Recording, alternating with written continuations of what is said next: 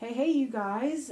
This is our very last web-based lecture for the term. So we are talking about health and safety this week. That should make sense to you guys since you are doing your individual Asana presentations in class this week as well. So this is sort of general supplementary information meant to complement what you guys are talking about.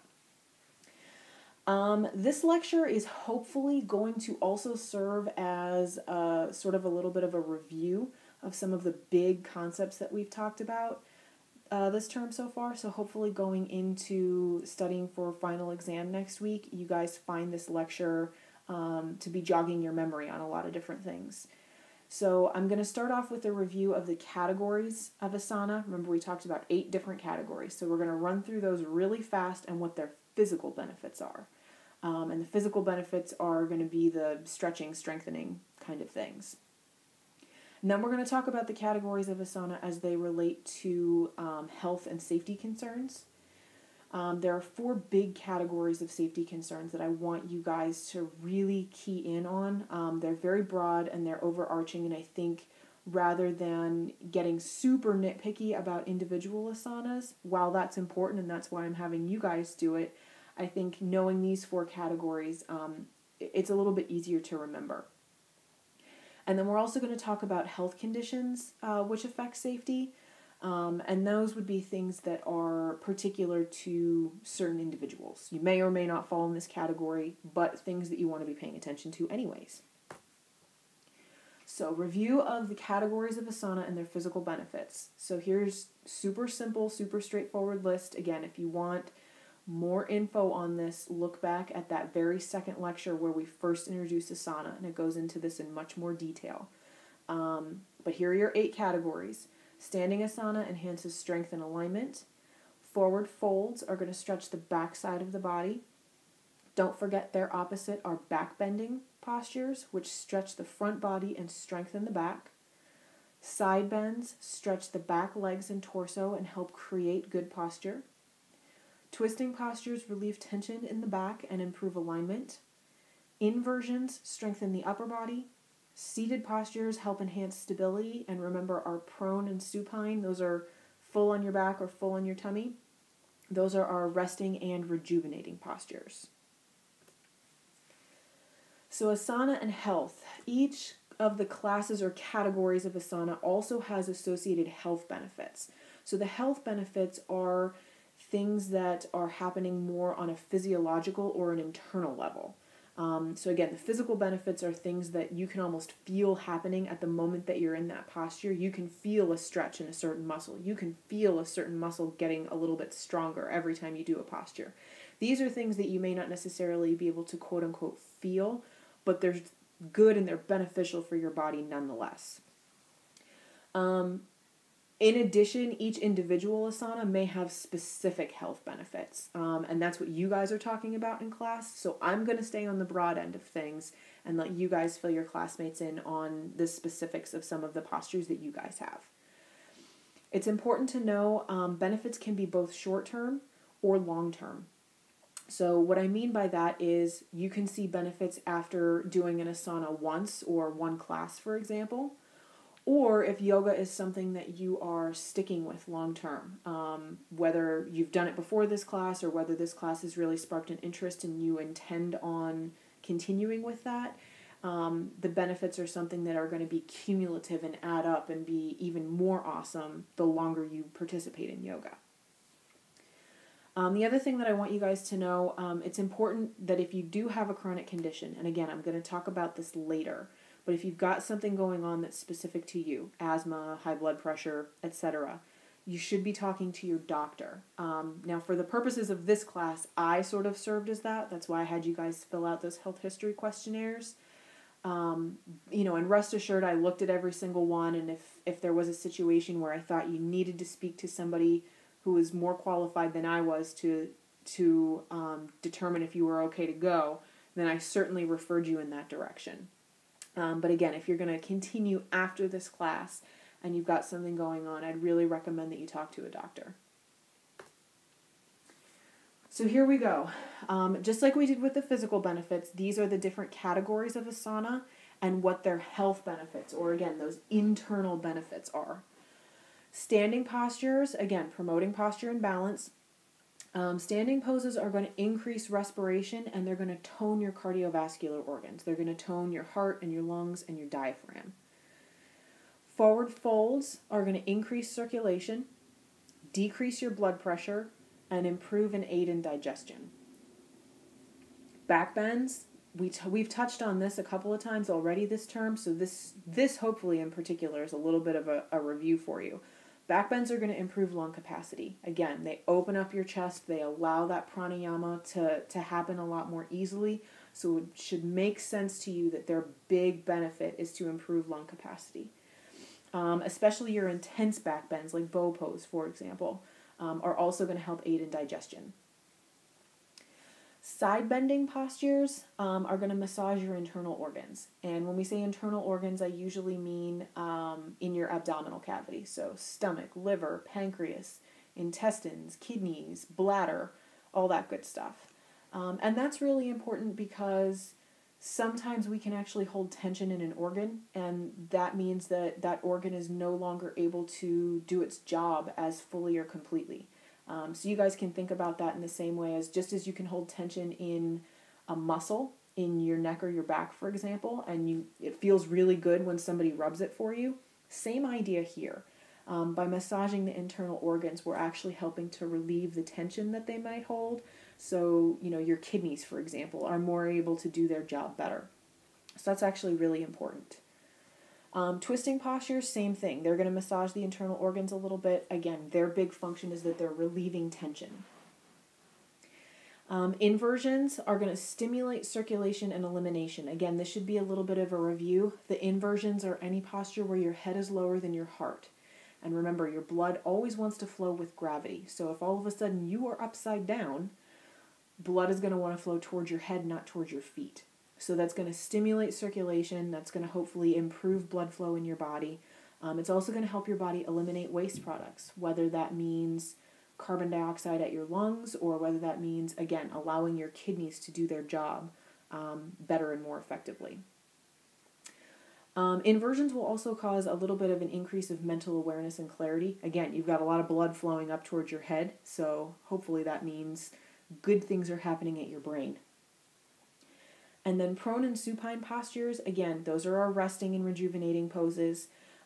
Here the idea is to increase respiration. Again, we worked a lot with pranayama during our final relaxation while we were in class, so that should make sense to you guys. You should also see a little bit of an increase in brain waves. Again, these are rejuvenating and resting poses, and all sorts of good things happen with brain waves. So, you really want to make sure that you are taking the time to do that final relaxation. Asana and safety. Even with all of the different physical and health benefits, there are still certain safety concerns that have to be taken into consideration. I mentioned it the very first day of class. I've talked about it, off and on, all throughout the term. We did quote-unquote easy asana, and there are two big reasons for that. First and foremost, this is a beginner's class. I'm not going to ask anybody to stand on their head in a beginner's class. But secondly, and more importantly than that, the poses that were chosen are considered to be either safe for the majority of people, or they are very easily modifiable. So in other words, if there is something going on that I needed to know about, it was very easy for me to modify all of the poses that I picked. That was one of the reasons why I had you guys bring a bath-sized towel with you, so that we had props and things that we could use to modify poses for each and every one of you guys. So again, just as with the health benefits, with our safety concerns, a particular category of asana may be considered dangerous or contraindicated. I'm hoping contraindicated looks familiar to you guys and that you ran across it when you were doing your own research for the individual asanas. It just means that an individual with this condition shouldn't do this pose.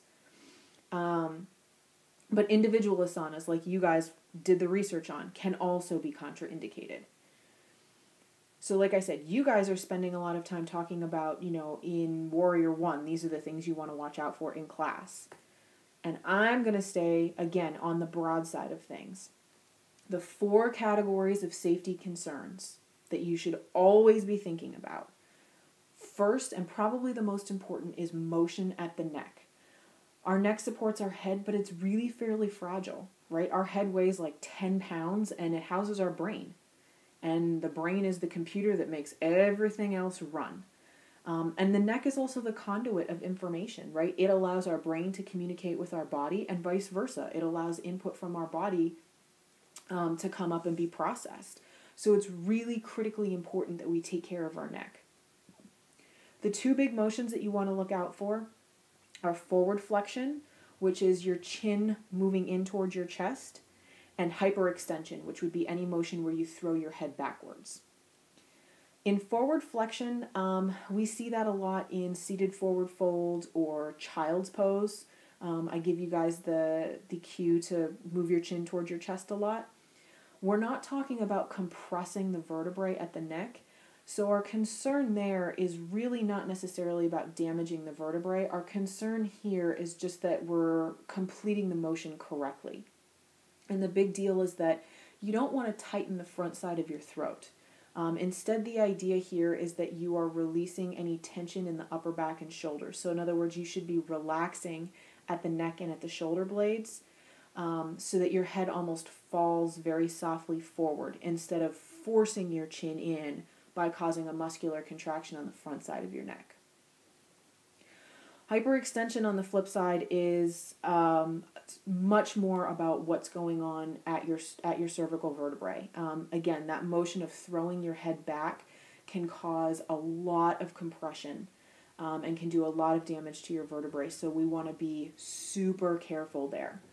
The example I have on the slide is Cobra pose. When we first did Cobra, I remember walking around the room and a lot of you guys had like your nose pointed up toward the ceiling, and I corrected a lot of you. This is why, if you guys remember back to that very first lecture on Asana, and we talked about using your core effectively, and I gave you the imagery of a string running from your tailbone and pulling up through the crown of your head. This is why. You always want the crown of your head to be what's stretching, and that makes sure that you are not hyperextending your neck, that you're actually taking care of those cervical vertebrae. So again, there was sort of a method to my madness on giving you that imagery as early as I did. Second category of safety concern, inversions. So again, any posture where your head is below your heart. Here again, we're largely concerned with compression at the neck, particularly your very intense inversion postures, the ones that we didn't do, plow, headstand, handstand. You're resting a large amount of your body weight on your neck or shoulders. And even people who are trained in yoga, who have done yoga for a very long time, don't get this correct and can potentially be doing a lot of damage. So for us, the one that this most likely occurred in was downward dog.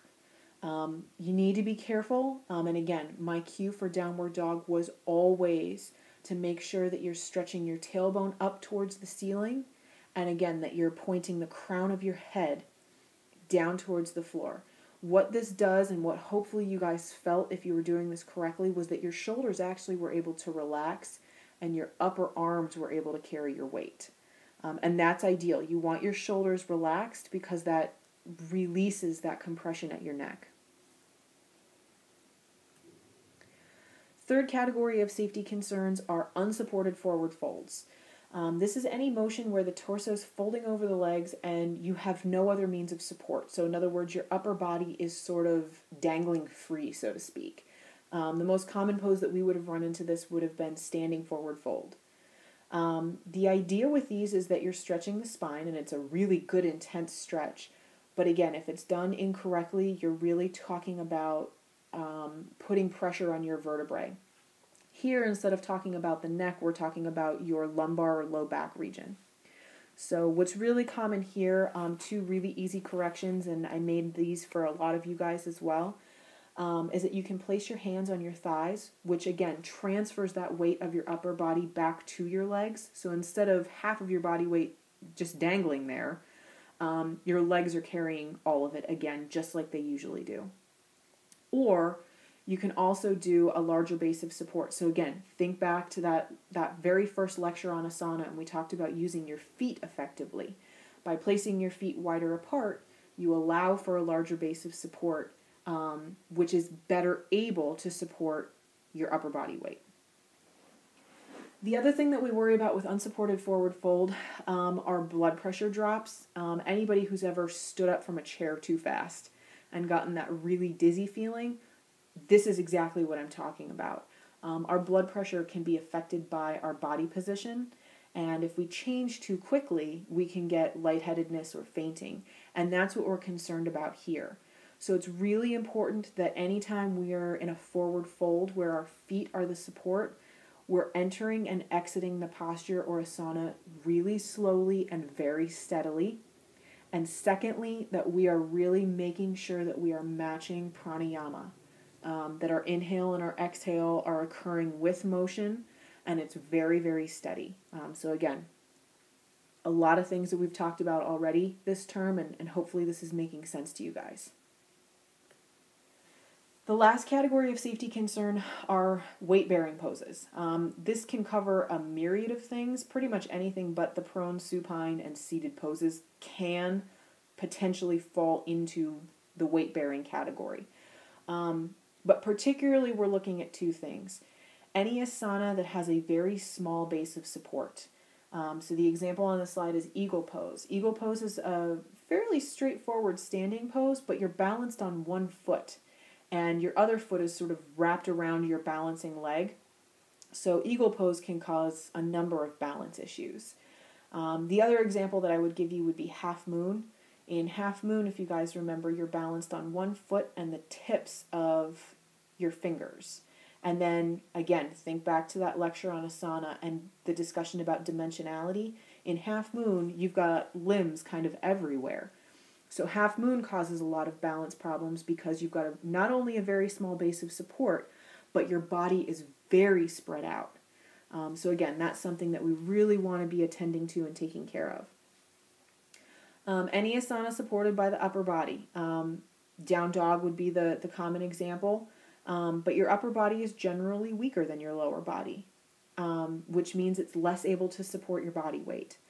Additionally, most people that I know, their hands are smaller than their feet, meaning that you have less of a base of support.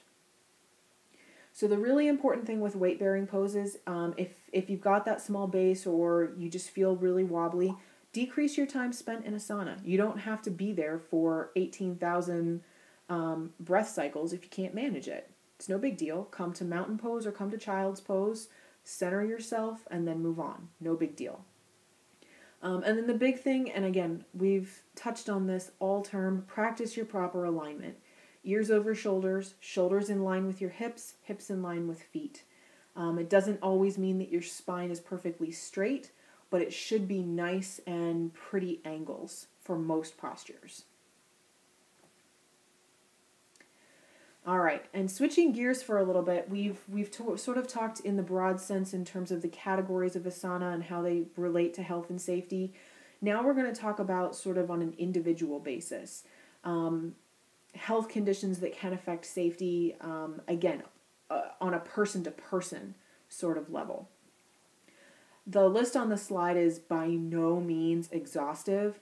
These are just sort of big ticket things that anybody can be looking for, anybody can be watching out for. High blood pressure, circulatory problems, heart disease. Again, that's going to be problematic anytime you talk about a posture that's going to affect blood flow. So anytime we talk about inversions, for example, there's potential risk for individuals with those conditions.